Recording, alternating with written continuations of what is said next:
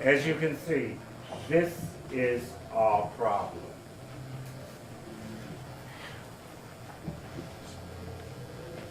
The violence in our city is unacceptable. The murder rate is unconscionable and reprehensible. There are government programs, nonprofits are working overtime on this issue. Our community activists and leaders meet constantly about this, and yet the blood continues to flow. Unfortunately, the violence and the murders have become so routine and so constant that many people, if not most people, in our community have become desensitized, numb to this problem. And there's no way that we're going to defeat the evil of this violence unless everyone is involved.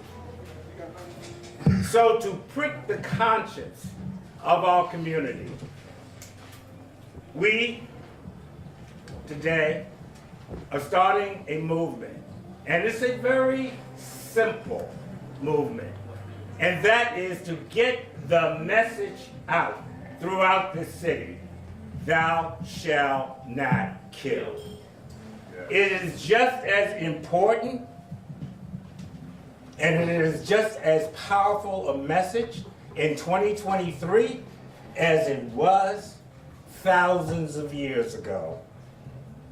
Now, some people may say, well, what's the purpose? Or what's the utility of just putting up signs? Well, this is a way to visually send a message throughout the community that the violence and the killings are unacceptable. We have meetings all the time, yet most people don't attend them.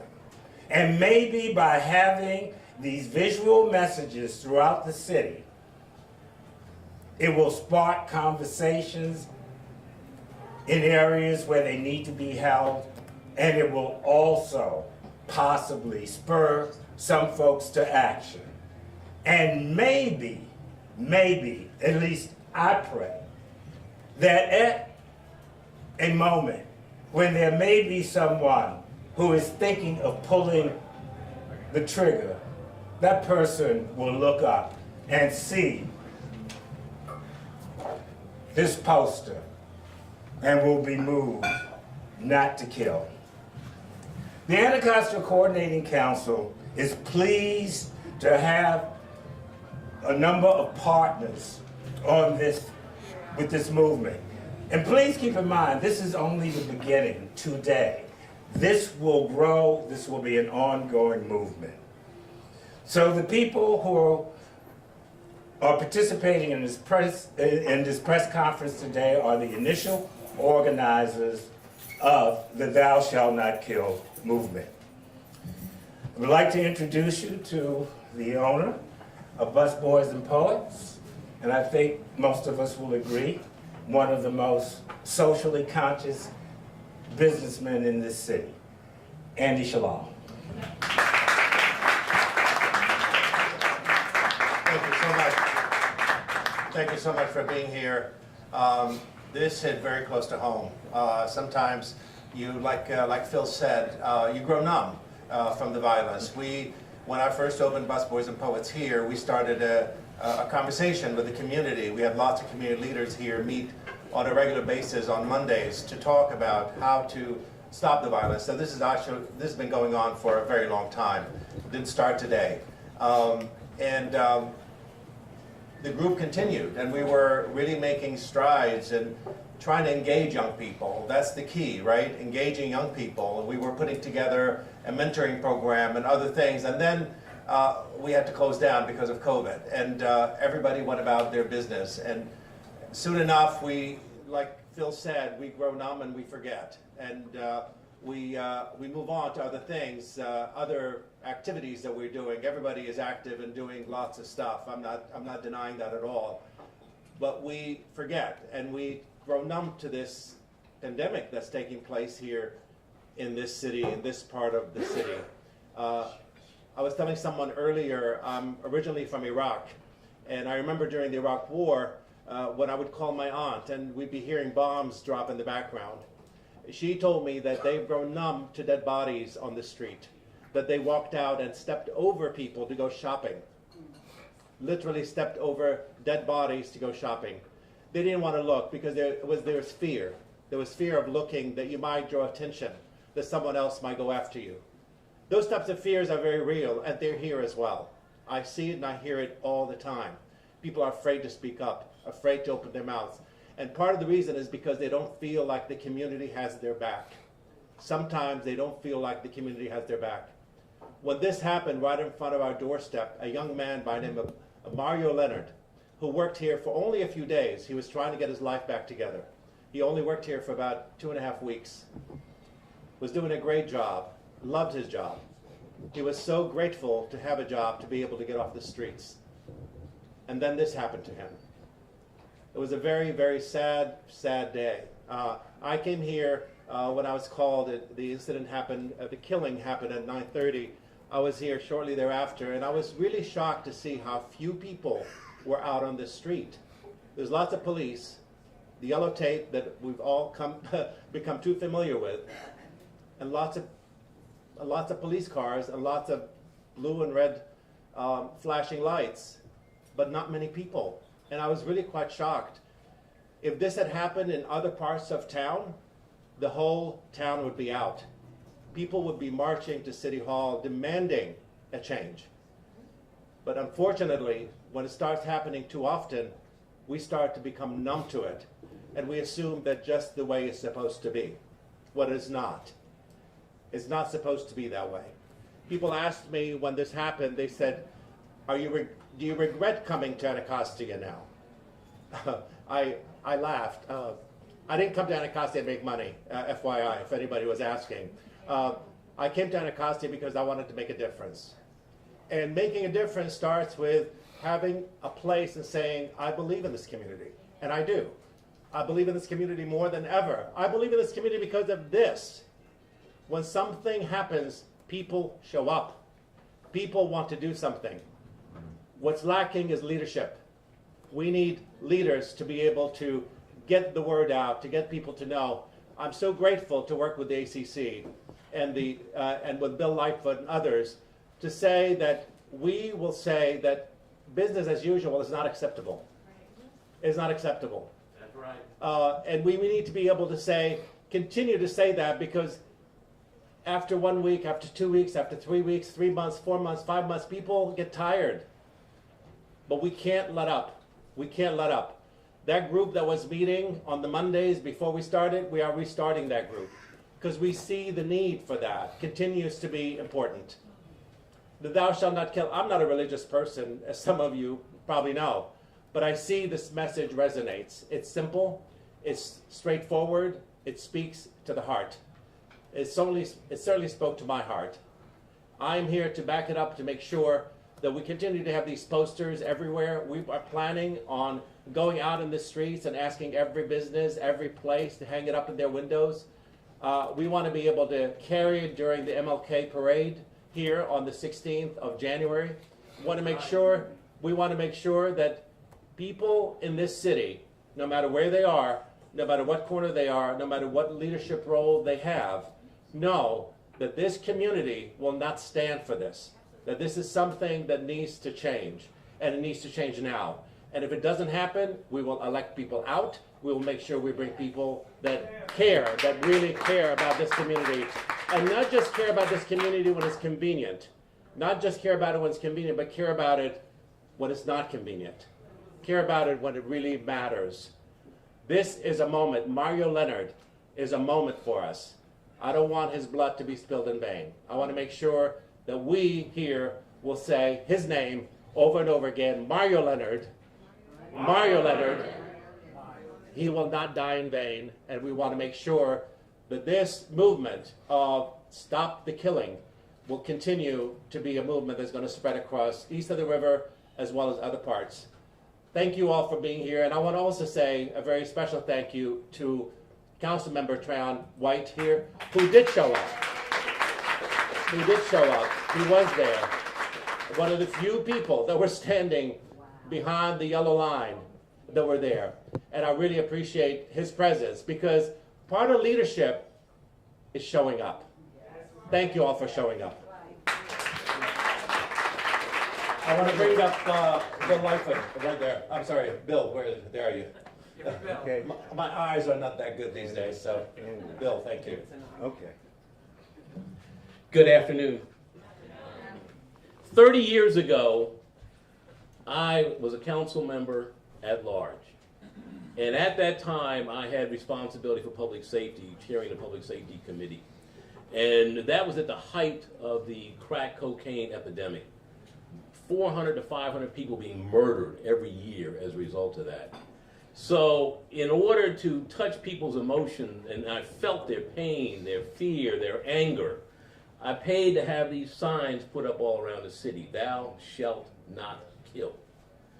30 years later, Sam Ford of Channel 7 had the idea that if the violence continues today, Sam said, why don't we put these posters up again? So Phil Pinnell saw Sam's show, and Sam called me up, and Phil called me up, and he said, Bill, let's do the posters again. So here we are with the Thou Shalt Not posters. Does it make a difference? Not by itself, no. Does it remind people that thou shalt not kill, that they shall not be engaged in violence? Does it prick their conscience so they think twice before they shoot somebody? Does it protect everybody in this city where random violence may occur in all 8 wards? And the fact that 30 years later, Sam Ford, Phil Pinnell remember those posters, as some of you in this audience do, shows the emotional impact.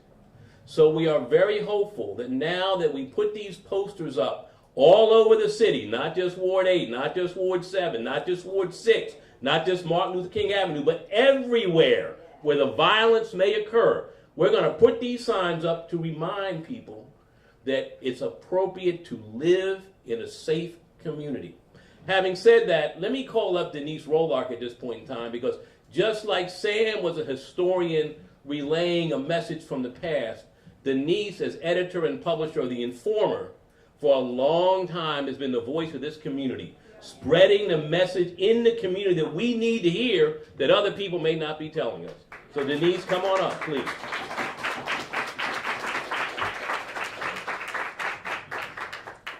Thank you, Bill. Thank you, Andy and Phil. Let me say, I'm going to start first. I'm publisher of the Washington Informer and also the co-chair with Stuart Anderson of the Martin Luther King Holiday Peace Walk and Parade that's going to take place on the 16th.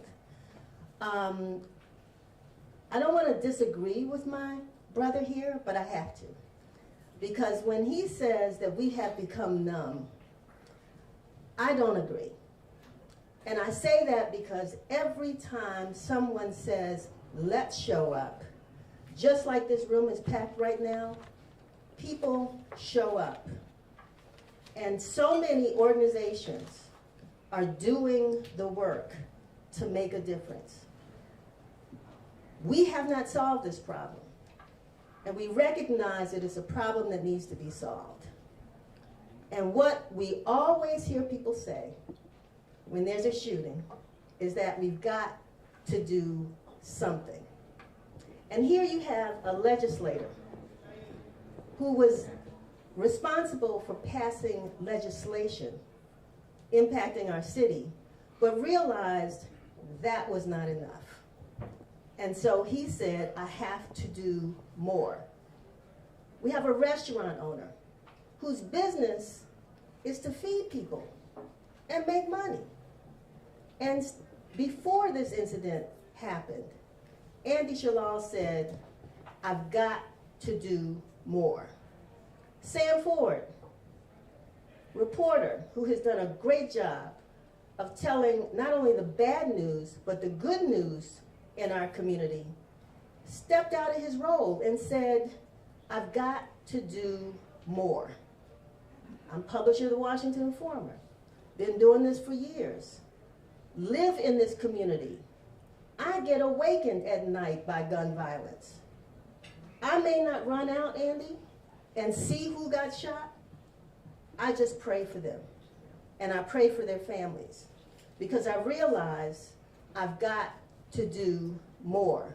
So anybody who says we've got to do something, do something.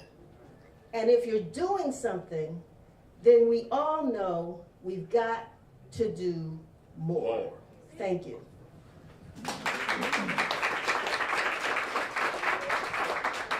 Thank you, Denise. I just want to remind everyone that on the 16th, with the MLK Parade, when we honor that civil rights icon, please keep in mind that he was a victim of gun violence. The pictures that we see here are some of the unsolved homicides east of the river from last year. In 2022, there were 203 homicides. Only 86 of those cases have been closed. Again, it is unconscionable that so many homicides in this city go unsolved. We have to end this code of silence in our community. The thou shalt not kill message at its root is religious, but Andy, it's also spiritual. You know. That's why I agree. Yes, but you know, to talk about what's going to be happening with this movement, particularly in terms of the houses of worship, I bring forth Reverend Donald Isaac Sr., who is the pastor of Southeast Tabernacle Baptist Church. He's also the executive director of East of the River Clergy Police Community Partnership, and he is a co-convener along with Reverend Wanda Thompson of the monthly Ward 8 Faith Leaders and Pastors Breakfast Meetings. Reverend Isaac.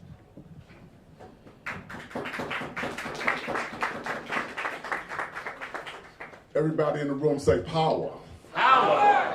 I just come today, as Phil indicated, on behalf of the faith community to stand with friends and business persons and community leaders who on this very important effort. We come as a part of this faith community. I come personally making the commitment. I believe in the power of the signs. I remember when Bill initiated this 30 years ago. I remember in the long time ago when we fought apartheid in South Africa from having a sign movement, which was one part of many other things that we did. So we come today to stir up, to challenge, and to request that the faith community would come and we would stir up the gift. We think that the faith community, the faith leaders, the churches, the synagogues, the mosques that we have in the community are a tremendous asset that has always been a part of our struggles in our community for wellness and for wholeness. In addition to that, we think as the faith leaders, we bring an extra perspective to do two things. One is to preach that and teach that we have to learn how to collaborate. We have to begin to learn to work together, be it faith or non-faith, be it white, black, poor, rich. We have to combine together, and not that those things that divide us, but to find those things that unite us. So we come to stand for that collaboration, especially in a city like DC. Resources are not the issue. Opportunity is not the issue. Programs are not the issue. When I was talking to Mo earlier, we have to even learn how, in this generation, to get our youth connected to the many, many programs that are available in our community. That's one thing, collaboration. The second thing that I think is equally as important is the power of prayer. I said the power of prayer. Fortunately, I said almost everywhere that I go that we were a part of seeing the homicide rate, and I was reminded not just for 2 years, but 4 or 5 years of growth and decline. And I think part of it we were collaborating, but the other thing was that we were praying. And I think those who know that prayer changes things. Prayer changes people. Prayer changes situations. So part of us also putting up the signs, and personally we want to make sure that the signs are in every church, every house of worship in Ward 7 and 8. But also we want to see people get prayer circles. Last night we just had a meeting up on Martin Luther King Avenue, and there might have been 12 faith leaders, and we opened, closed, and prayed throughout the evening. And my desire is to see us do that every day, because I know that in fact prayer will change things. And so basically we just come today to stand, and I do finally I want to say is that though we'll start in Ward 7 and 8, we are confident to see this spread throughout the whole city. I think Bill said it, and we are confident. We got a call that this evening, I think at 7 o'clock in Turkey Thicket, they'll be responding to activities, but they will also be passing out the signs. So we solicit your support, we stand in support, and we believe that greater is he that's in us than he that's in the world. Somebody say power. Power. Amen. Thank you. Amen. Thank you. Thank you, Reverend Isaac. This movement is starting here, east of the river, but it will go citywide. But as Reverend Isaac co-convenes the monthly Ward 8 Faith Leaders and Pastors meeting, we have similar meetings in Ward 7. And to talk about the efforts that are being made there, I bring forth Reverend Karen Curry of Pennsylvania Avenue Baptist Church and the co-convener of the Ward 7 Faith Leaders and Pastors Breakfast Meeting. Reverend Curry. Good morning, everyone. And I want to thank you so much, Philip and the ACC and Andy Shalom and everyone gathered here for the opportunity to talk about what the Ward 7 faith leaders are doing to really complement this effort. And I bring you greetings on behalf of Pastor Kendrick Curry, who's the pastor of the Pennsylvania Avenue Baptist Church, where I am an associate minister. I want to share with you about a joint ministry action that Ward 7 and 8 launched this past fall called the Community Caravan, C-A-R-E-A-V-A-N. And he was our lead driver, so that's why Stuart is smiling. But what the Caravan has done is exactly what we've talked about here, is provide an opportunity for us to collaborate. Somebody say collaborate. And so what we've done is to bring together faith institutions, service organizations, local entrepreneurs, nonprofits, government agencies, a whole gamut, those who provide care to the residents of Ward 7 and 8. And so we brought together everybody to do what they already do at one place, at one time, on one accord, to counter random acts of violence with random acts of kindness. And so the Community Caravan is essentially a mobile version of many of the community and peace walks that you've already seen in the community. And we also incorporate resources like free healthy food and healthy snacks that we give out to people along the way, because how many people know when your mind and your body are healthy, your spirit and everything else will be healthier, and you'll make healthier decisions. And so one of the things we were so excited to do was to incorporate, in kind of a pre-launch for this launch today, the Thou Shalt Not Kill signs into the Community Caravan. And Dr. P is here from Prestige Healthcare Resources. She and her team hit the ground and literally took those signs out and began to share them with residents and businesses all throughout Ward 7 and 8, and they ate them up. They eagerly received them, put them up, displayed them, and so forth. And so on one hand, we had signs declaring what not to do. Thou shalt not kill. But on the other, we had signs representing what we do want in our communities. Love, joy, peace, patience, kindness, goodness, faithfulness, gentleness, and what? Self-control. Because when you have those things, in theory, you will not be killing, because you can't love and truly love and kill. And so those are the things that we begin to do. And we went in from end along the Minnesota Avenue corridor intentionally, from the end where we had the First Baptist Church of Deanwood, Good Success Baptist, and Open Door Baptist, all the way to the other end where Ambassador Baptist Church and Prestige Healthcare hold it down on this corner just around from here. And so with our intentional signage And the fact that we're mobile, we cover large areas in our ward to help spread the message, and we're going to continue to do that with the signs that we have and many others like it, but especially the thou shalt not kill signs. And so we also, if you look at the love sign, the QR code will take you to a site where you will see a community code. That's also a grassroots movement. Again, everybody's got to work together.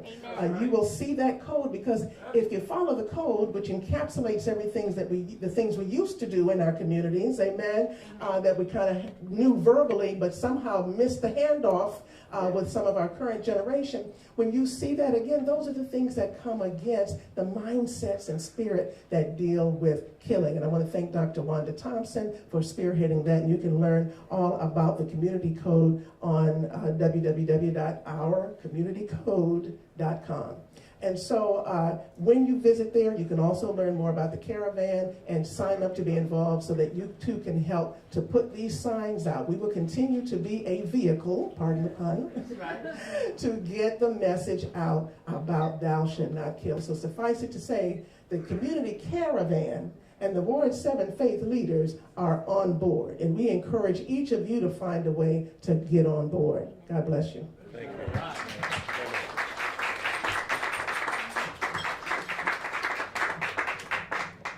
Thank you, Reverend Curry. We have to engage the youth. Young people are the ones who are being killed, and so many of them, and so many of the young people are also doing the killing. And one of the persons on the front lines, and has been on the front lines for engaging youth, is Ronald Moten. So here representing Check It Enterprises and Don't Mute DC is Ronald Moten.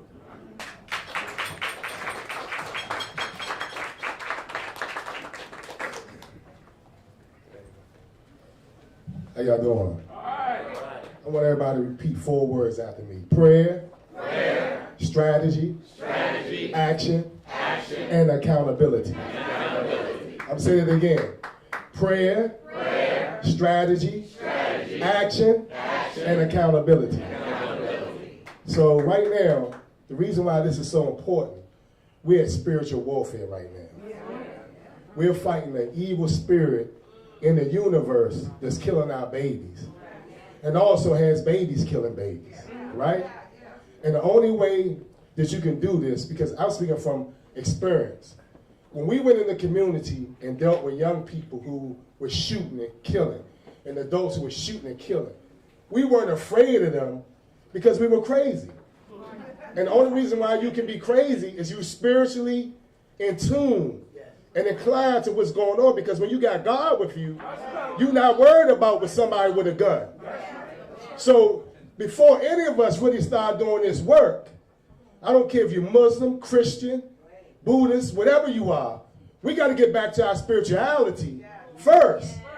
So when we go dealing with a young person, we can connect with them and they can feel our spirit, because they're not stupid. They know when we faking. They know when we're not real.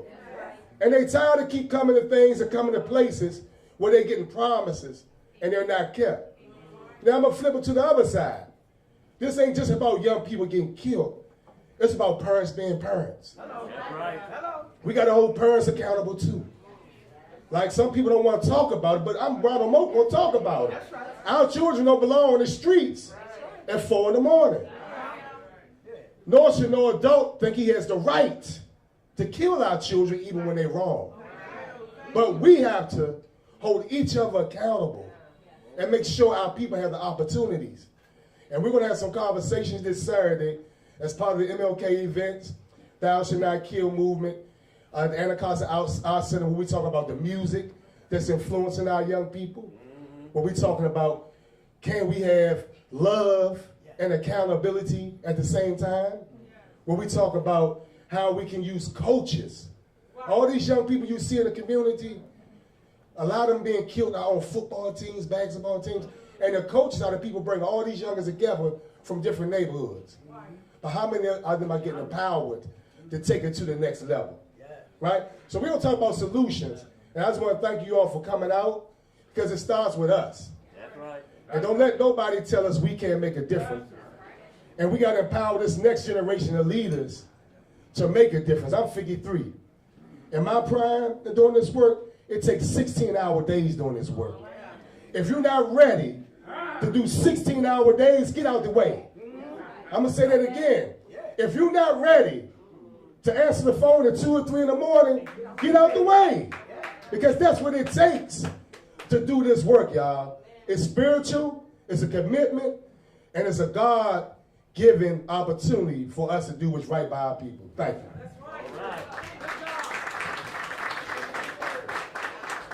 Thank you, Ron. We are here today, busboys and poets in Ward 8, and we are really delighted and honored to have our Ward 8 council member here, Treyon White. Councilmember White, would you please come forward? And I just want to say something to you, Councilmember White. I remember when you were running for mayor and when you were at the, you participated in the candidates forum at Georgetown, and you talked about how you actually engage in therapy to deal with what you go through. Because let's be honest about it, most of the other council members aren't the ones who have to get up at 3 o'clock in the morning and see dead bodies on the street.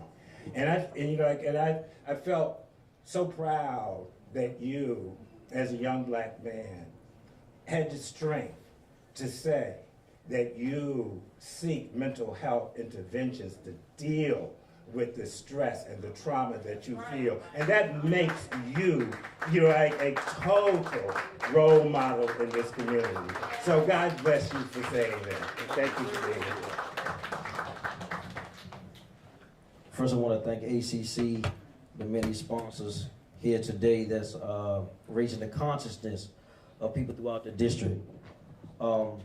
Partly because, you know, we work on a lot of times on the outside, but the real change happens on the inside. That's right. And, you know, we can put together all the programs we want, but the key ingredient that's missing in this room, even today, are the youth.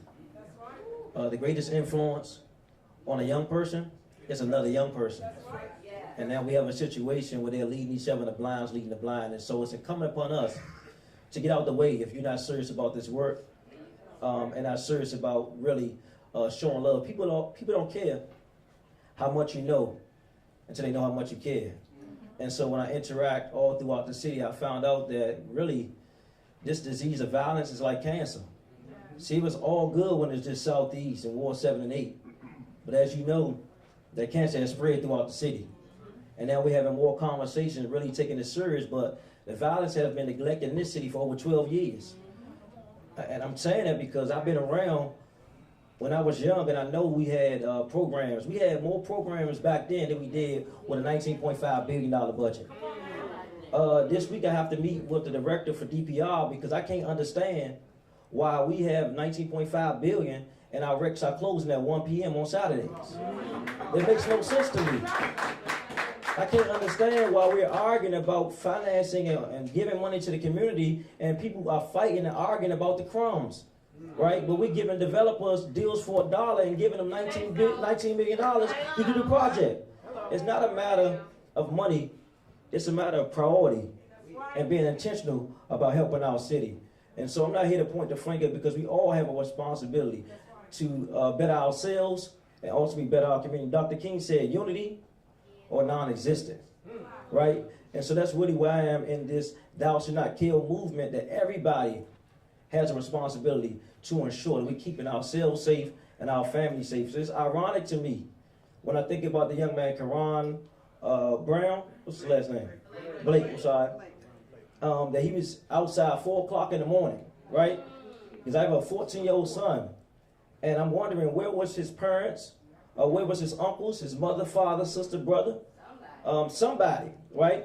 And I know I was 13 years old and I was outside and I knew, that's what I know. He wasn't by himself. Reverend, I want to say this real quick because we have to intervene and we run out of time. Because what don't affect us directly would affect us indirectly and sometimes directly if we let this thing get out of hand. And right now, it's out of hand. And so I want to shout out my violence interrupters, my credible messengers, those who are on the front line, my teachers, those in the trenches, because it's not easy, because they don't carry guns or carry vests, but this work is needed. So I want to thank you guys, because when I go to the crime scenes 2 o'clock in the morning, DBH not there, right? A lot of these, even faith leaders not there. It's these individuals from the community that's there at these crime scenes. A lot of times they're there before the police get there. And so we gotta value that work, right? And I remember, and I'm gonna end with this. For those who don't know, I used to steal cars. In Southeast Washington, yeah, me. This guy right here.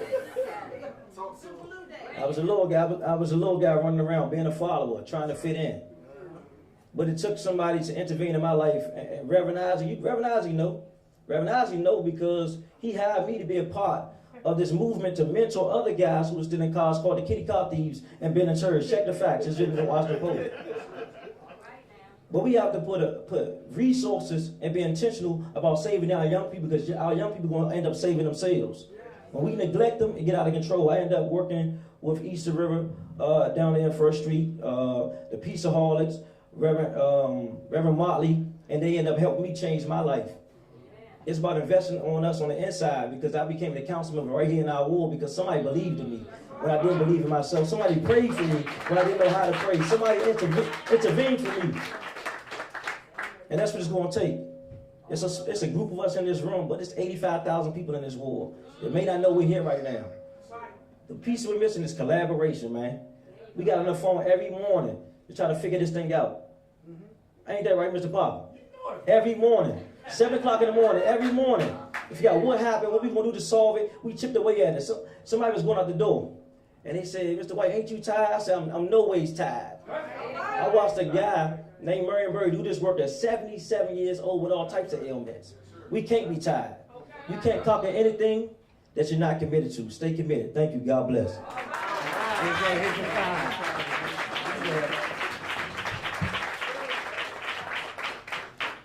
Before we take questions, members of the press, and I want you all to know that immediately after this press conference, we're having a community meeting, strategy, next steps. The fact that you're here means that you're part of the movement. But before we get to the media, I just want to thank the people who came forth with the resources so that we can start the initial postering effort. Andy Shalal underwrote the cost of 2,000 posters. Bill Lightfoot made the contribution so that we can get them up, at least for the parade, and Stuart Anderson will be spearheading that effort. And Andy, I believe you're going to have posters in all of the bus boys and poets locations in the city, so people will be able to stop by and in the lobby to pick them up, put them up in the stores, put them up in their residences. And yesterday I was informed that the DC Office of Gun Violence Prevention is going to donate the first 200 yard signs so that we can get them to the houses of worship, and then hopefully we will see these all throughout the city. And I also want you all not to become, say, complacent when you hear stats about how, well, you know, back in 2022, we actually saw a serious decline. We saw a decline, and, you know, like in the homicides. That's not progress. You know, 203 people dead. How many classrooms would they fill? You know, and the thing about it, so when I hear the statisticians and the criminologists tell me that crime is down, I certainly agree. Crime is right down the street. And now we will take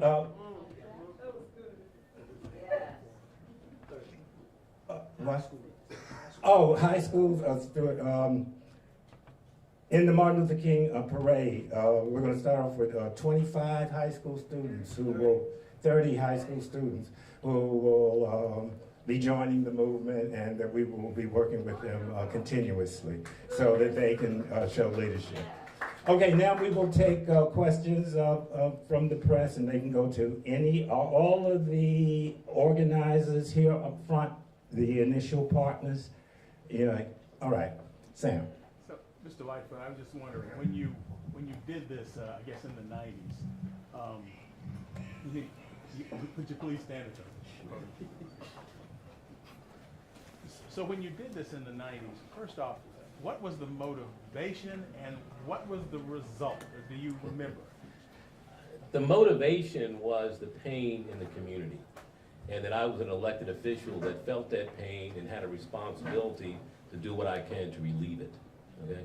Honestly, I don't recall how effective the signs were back then. I didn't do a statistical analysis afterwards. But I do believe that they were effective because we now see the signs are visual messages. It's a brilliant white letter on a bright red background that I think emotionally touches people. It touches people now, it touched people back then, and people do remember it. So I think it helps, but it's also just part of a more systemic approach to combating the random acts of violence. For yourself also. Would you please identify yourself? Sure, Mauricio Casillas, reporter for NBC Washington. Is it difficult to know that there's a need to deploy these messages again 30 years later? Is it difficult that, why has it come to this for you to be out here again? Well, I think it's twofold. First off, let me say it's disappointing that we're going through this again, but on the other hand, I look around this room and the strength of this community is very important. It makes me feel optimistic, and we all should feel very good about this because as we've constantly heard, this is a collaborative effort, and we did not have this type of collaborative effort in the past. So that I think is very significant. So I guess I hope that answers your question. Okay. Please identify yourself. Tesla Anacostia, ABC News National. This is for Councilmember White. We understand with Karan Blake, he was out late and probably doing something he shouldn't have been doing, but what message do you have for the DC police who won't release the name yet of the man who killed him, even though neighborhood and community members want to know? Well, for a few things that baffle me, that historically DC has been careful about releasing youth names, especially a 13-year-old boy, but they released the name, right? Then they also, this murderer, right? Then they also said that he had a registered gun, right? They said the gun, so you know who it is. It's ironic to see that, he has not been identified, but the boy has, and there has been no arrest. I've seen MPD release names of suspects that has not been convicted, tried, or they said this gentleman called the police and was there at the scene when police and ambulance arrived, so they knew who it was. So just to let him walk away, that's baffling to me, and it seems like some ethical issues happening with this case. And so for me, as the council member here in Washington, D.C. and Ward 8, man, release the name, man. We need to know what's going on in our community. It's not okay to take a firearm and walk down the street and shoot our kids. Point blank, period, right? I was able to transform my life because somebody saw something inside me and worked with me. And it took 4, 5, 8, 9 years to get to where I am. And so that's what it takes, a commitment from us to be concerned about our village, not killing our kids. That's not a solution. You're adding to the problem. Media? Yes. Yes. Please identify yourself. Beatrice Peterson, also from ABC News. I'm just curious, council member, do you feel that this might be a double standard in this case? This what? Well, the fact that his name was released and the suspect's name was not released. I think it's unfair that we're releasing the kid name and not the murderer's name. Daniel Hamburg with DC News Now over here. Can you just talk about, obviously you were talking about the point of where were his family, why was he out there at 4 a.m. Where is the balance that you find between talking about that aspect of this killing and just a vigilante who presumably didn't even shoot this boy who was on his property? When I first heard this story, you know what I thought about? George Zimmerman. Yes, sir. Initially, I said, what is going on here? Then I only go by what I'm seeing. I reached out to MPD. They've been silent on how they message because they know I'm really about the people.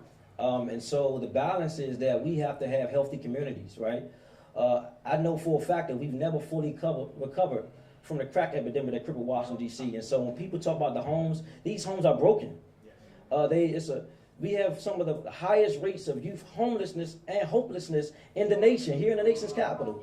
We have some of the highest housing disparities, right? We have some of the highest trauma, neglect in this region. And so we have to look at the whole community as a whole and deal with each case individually. But please know the black people in the city has been hurt, and it's not nothing new. Yes, please identify yourself. Hi, sorry, I know I'm on the floor here. My name's Leanne Scott. I'm with Grassroots DC, and I wondered if any of you can comment on the DC budget and the money that gets put into MPD versus housing, education, social services, your recreation centers and whatnot, and also the fact that the violence interrupters program, I believe that there's issues around that Mayor Bowser hasn't been funding it enough for. Yeah. That's a whole nother press conference. I feel like it's related. So, I feel like it's related. I'm gonna try to answer this in a concise manner. So historically, DC has neglected nonprofits, organizations, and youth for over 7 to 8 straight years, right? Because the narrative when it came to crime was that crime was down. And so as Phil Pennell said, yeah, crime is down the street. And when I got in office, I was not, when I ran my campaign, I talked about the violence. A lot of people wasn't even talking about it. I'm like, how we in the city council or in the executive office of the mayor, we're not talking about violence in the city. They talking about crime being down when I'm doing at least 3 visuals a week.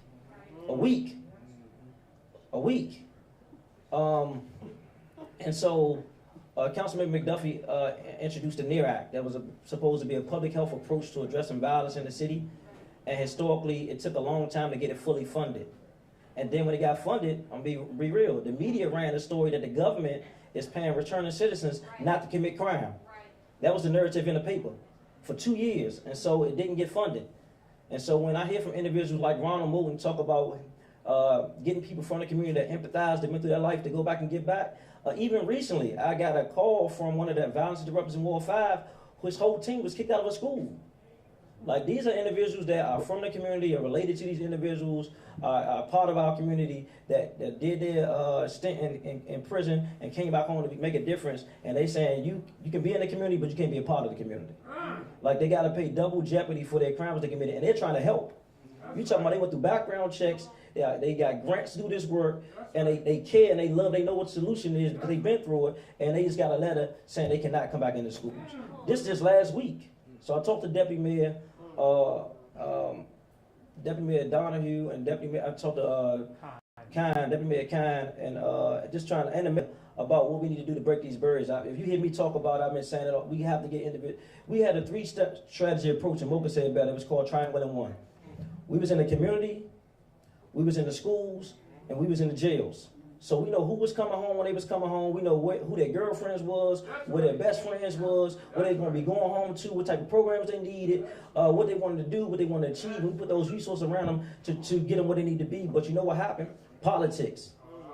Politics got involved, and when the numbers went down, the money went away.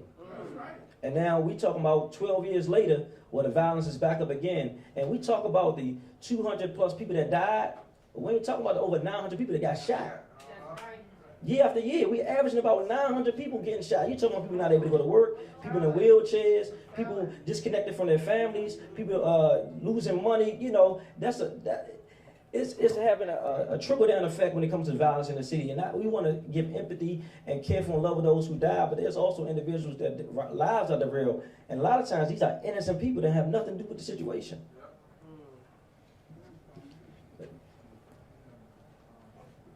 Maury Daniels, Washington Post. This is for you, Mr. Fidel, although anyone could chime in. With the number of homicides that have risen in the city, why do you feel that there is such a level of numbness among citizens? And do you feel that movements like this will help shake people out of apathy? My response is not going to make me very popular among folks, but I recall that when ACC several years ago, we started the exhibit, the Unsolved Homicides. Some of y'all remember that, right? And I went around for around 5 years, and it just grew and grew. And when I would exhibit that, though, unsolved homicides, I would listen to the conversations of some of the people. Some of the folks would actually come up there and would say, "Oh yeah, I know who shot him."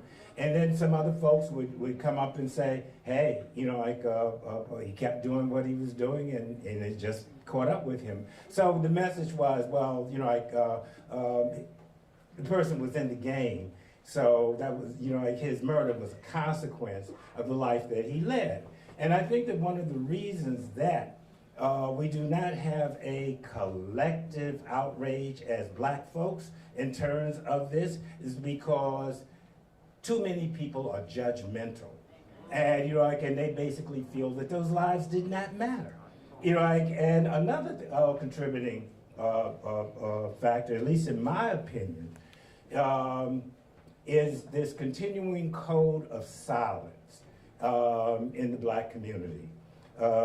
People have confused being a snitch with being a good citizen.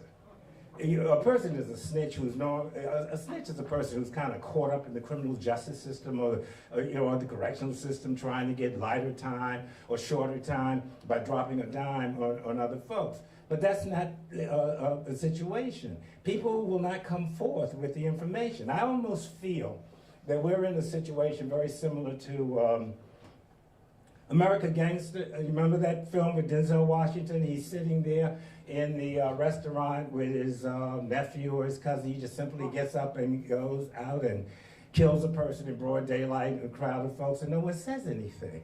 And and when people when there are folks who have criminal intent, who can see that people are getting away with murder, they will be emboldened. Of course, COVID didn't help at all, because then people were able to run around in broad daylight in mass. So we knew that there were going to be folks who would take advantage of that. So we have to come up with some type of method where people can give information about these unsolved homicides. First of all, $25,000, I don't think is a lot of money to get people to come forth with information. And let's be real, folks are not going to invite the police to their homes. They're not going to go to the police stations. Very few folks in the United States actually believe that we can do anything without it being traced. So some folks are reluctant to call or to text or to send emails. One of my suggestions is that people should be able to just simply write on a sheet of paper some information about unsolved homicides and just drop it in the mailbox. No name, no address, and everything. And let the post office get that information to the police. I hope it answers your question. Yes? Liz O'Gorek, East of the River Magazine. We were talking about youth and how we need youth in the room. Looks like Councilmember White might be one of the youngest people in the room. How are we going to get youth involved? Do we have any straight up? Well, first of all, most of the youth should be in school right now. You're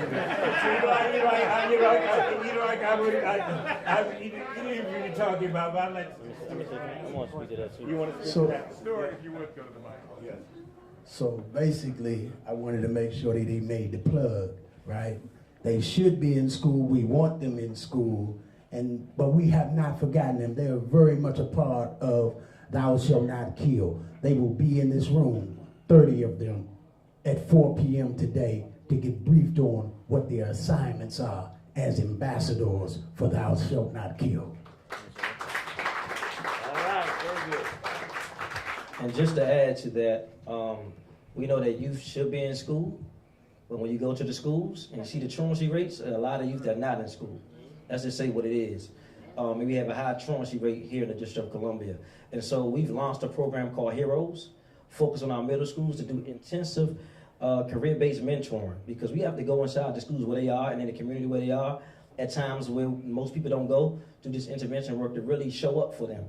And so we started last Friday, in Kramer Middle School. We'll be in Johnson this Friday.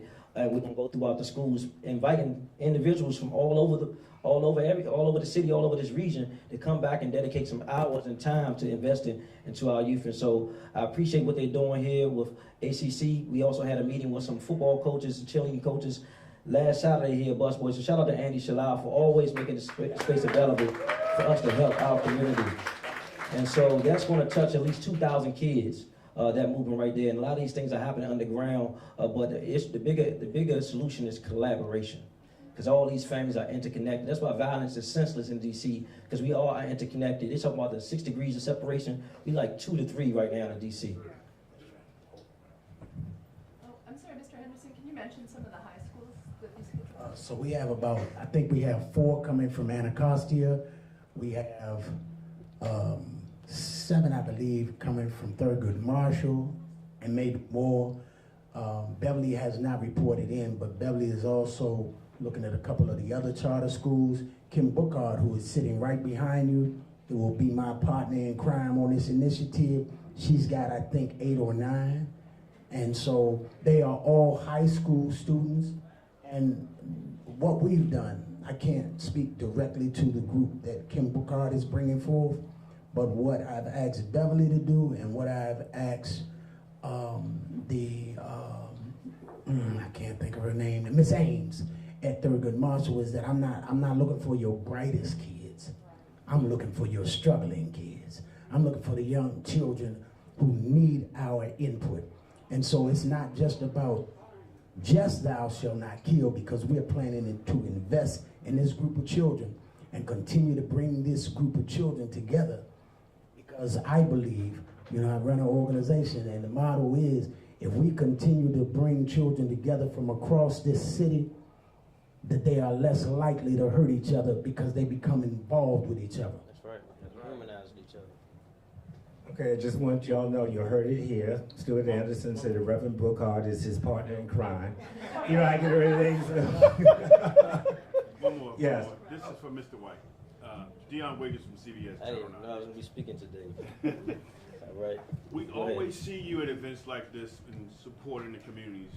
What are the other city councilmen doing, and what are their thoughts and opinions on this? Why don't we see them involved? Well, I'm not one who speak a lot about people, right? I just try to stay committed to what I'm doing, and hopefully we gather enough momentum where people got involved. I do see that when I first got on the council, it was $0 to violence intervention. I met with, at that time, I think 11 out of the 13 council members, 11 out of 12 on 13. And then people started getting involved, and it's up to, $50 million right now, but we need way more resources. So there are other council members involved in their own ways. And I feel it personally, right? Because I know a lot of these families on both sides. And so I get the calls a lot of times before the police get there, because I'm from the community, I know the issues, and then people know me from doing this work prior to becoming a council member, but everybody is different. The arm don't do what the foot do, the head don't do what the eye do, and so we have to figure out how we can function together to get across the finish line. Thank you, Councilmember White. And I just want to acknowledge that one of our former Ward 8 council members is here, Sandy Allen, who is also the treasurer of the Anacostia Coordinating Council. I just wanted to say, because I want to reiterate what I said earlier, and that this community is not numb. We are not complacent. And it's a plug for the MLK parade, but I want you all, if you pay attention to what happens on Monday, you're going to see over 100 and some different organizations. All of them are doing something with young people in this city. All of them. And there are numerous representatives of those organizations in this room today. Yep. And if I can just get a shout out from folks, NAACP, who else is here? Who else is here? Family and friends of Anacostia. Who else is here? I'm just trying to let you all know that we are not numb. And we all are trying to find something more to do. We need this community's help to do the something that they think needs to be done. This coalition, this collaboration needs to grow. And we are all looking for volunteers. They're looking for funds. They want you to send your young people to them. Parents that are having some issues, there's an organization out here to help you. Because we know we all, my daddy used to say, we are all in this thing together. That's right. And we all have to do the work to make sure that we make a difference. But I do not want us to leave this room and discount the hard work that so many folks are already doing and have been doing. It may not be enough. This sign may not be enough. But it's something. That's the something. And let's do something. That's right. Are there any other questions from the media? Any questions from the community before we go into our meeting? Any community questions? Yes. I want to know if we should get a thou shalt not kill on flags, like to the houses and on the street on Martin Luther King Avenue, like the street uptown. Right. If Black Lives Matter put that on the streets of, Martin Luther King Street. And on bumper stickers too for the car. We're all going to talk about that in the strategy session. Stay around. You know what the number one issue is with that is funding.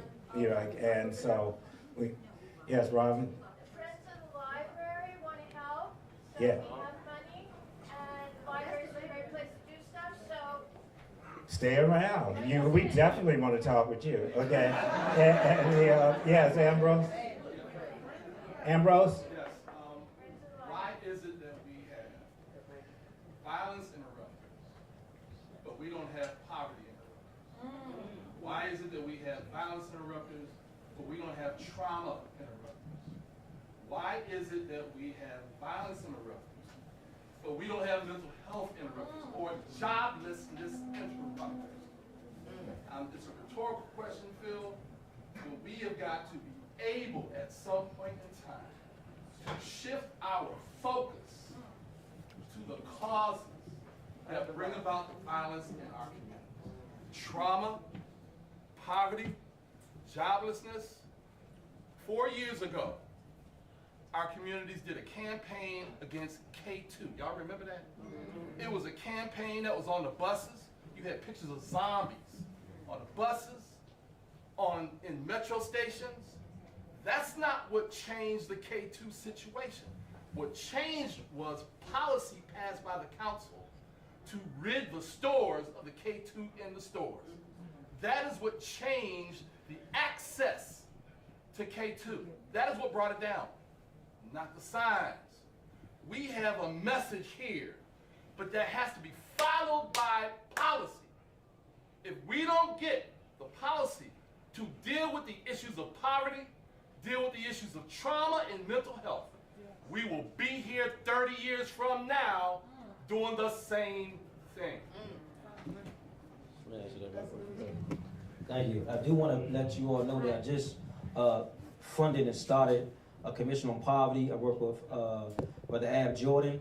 If you want to be on it, you have to be appointed to it. I suggest you send a letter to the mayor to be appointed. But it's also an opportunity for us to put resources behind addressing the social ills in our community, because we don't always, as politicians, have the answers. And so we answer to you as a people. I talked to Ab yesterday. Yeah. And in fact, I asked one of the council members to put my name forward to be on the poverty commission. It's under DOES, which should be a signal to everybody that this might not go the way that we think it should go. But nonetheless. No, it's not under DOES. I know that Gordon Andrew Fletcher is the executive director, and he reports to the DOES director. So the problem is you have to have voices on that commission that are going to raise the cane, raise the fire to say we have to do more. And you're absolutely right, Councilman. So I am trying to get on that as well. Okay. Because I'm not going to have my voice be quelled by nobody. Wendy, Glenn, can you write that down? I just Yes. want to say it publicly. I've been speaking to a lot of you, and not just the Southeast, but all wards, so we can see what's wrong. And they feel like when there's a shooting and you make a public announcement about it, or you show up and you have a speech, they really don't feel like these speeches is really working for them and their problem, because as adults, we know that we can go to work. There's some things we can do as adults that they can't do as youth. And so sometimes just a simple, how you doing? Good morning. Is there anything you're struggling with that I can help you with, you know? And that's all I really wanted to say, because sometimes a kind gesture can go a long way. Like Mr. White said, it took someone to reach out to him directly, take him by the hand so that he can make a change. And I think if we could just look at our youth right now, it's not as a problem, but people that we actually want to save and we want to show that we care about them, I think we can start seeing a change that way. Thank you. We are going, yes, Tyrone, yes. Let me say, Tyrone Park. Yes. Let me say, one of the Yes. things. Okay. Tyrone. Come up to the mic. Come on, mic. And then this will have to be the last question. One of the things that I say is that the perception of what's occurring by us not coming together as a whole, I think this is an excellent beginning in the contents of bringing us all together. Because I know in 2012, when we were able to bring the homicide rate down from 484 in 1991 in 2012 to 88, we then took an initiative to then the mayor asking that he support from 88 to 0 because we saw the possibilities of it occurring. If we continue to come together as a whole, we are the common denominator. Don't let anybody tell you that we cannot change our own destiny. But we've got to come together and better coordinate these services that we have out here in our community. That's my spirit of it. I've seen it work. We have seen it work, like Trayon stated. We have seen it work by us coming together as a whole. Sure, it's not one single piece, but as I heard Denise Rolock say in the past, we might not have been on the same page, but we all had the same goal, and that was to stop the violence. That's the spirit that I see. Okay, this is the last question. Yes, Tom. I just want to represent two entities in my life, my family and my union. How many of you all know or are members of a union? You know any other organization that collects dues as regularly and as sufficiently as a union? Go to your union meetings, go to the Central Labor Council, and bring the fire that you have here today to your union. Our last statement before we go into our meeting. Please identify yourself. My name is Micaiah McCullough, and I have recently graduated from Friendship Tech Prep on MLK during the fall of 2022.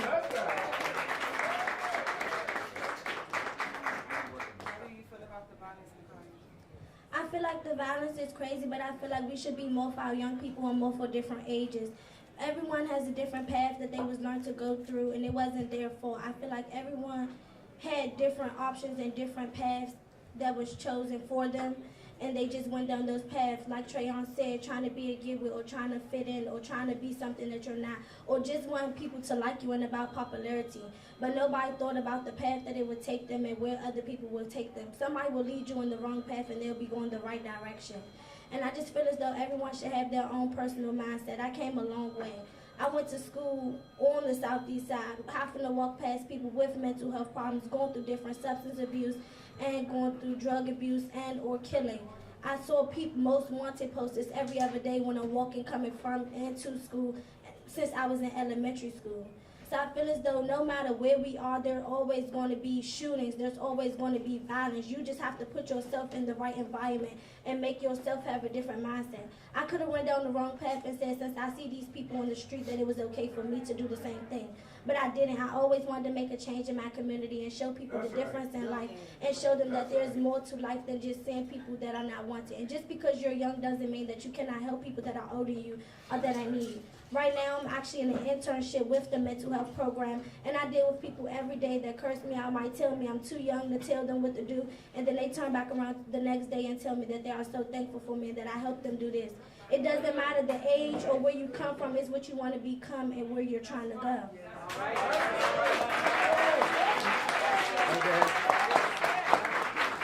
Thank you.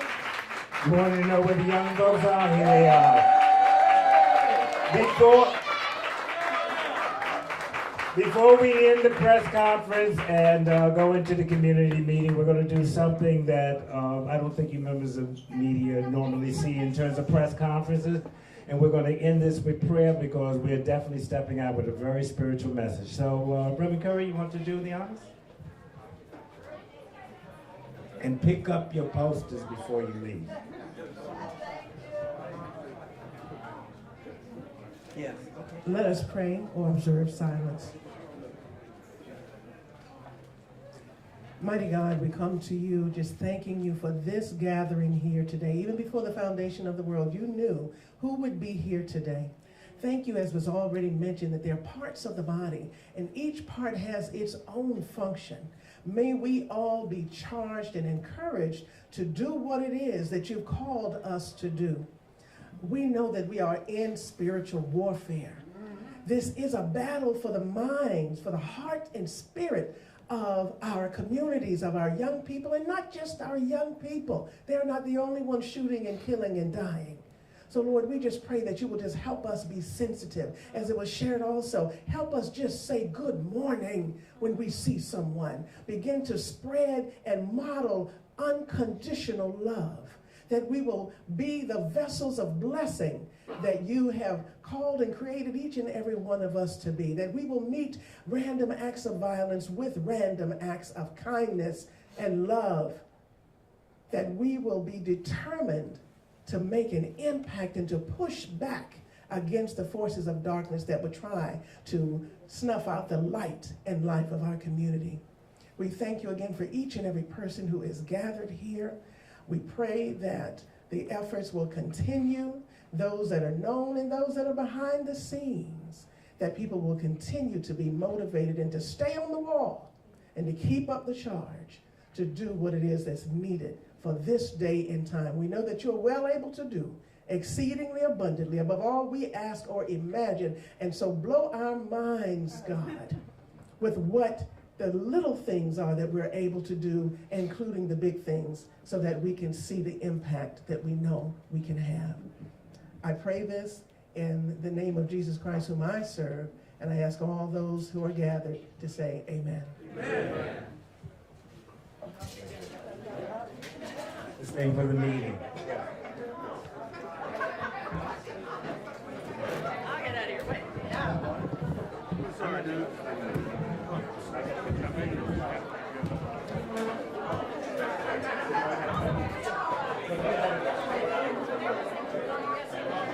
All right, now we go. See how many folks say for the meeting.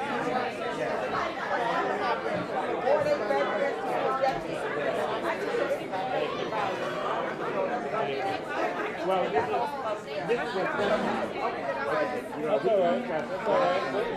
We're going to talk about it when the community. This is not the first or last meeting. Philip Vanessa. And see, when we're talking about downtown activity, we're not only concerned about the bus route, but also the staff and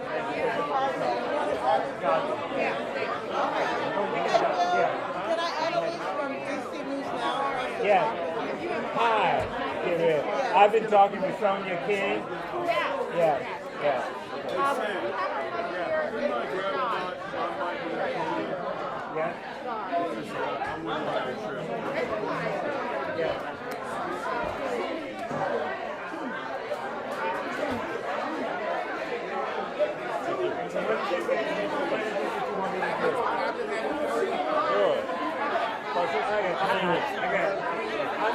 What do you think?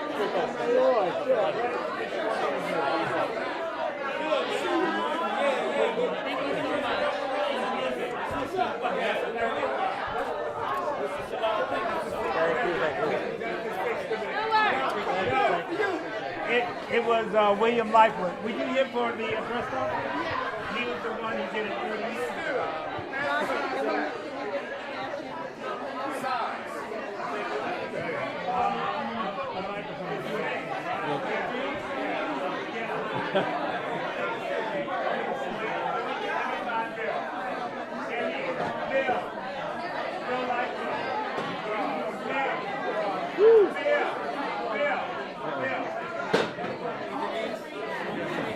Thanks, son.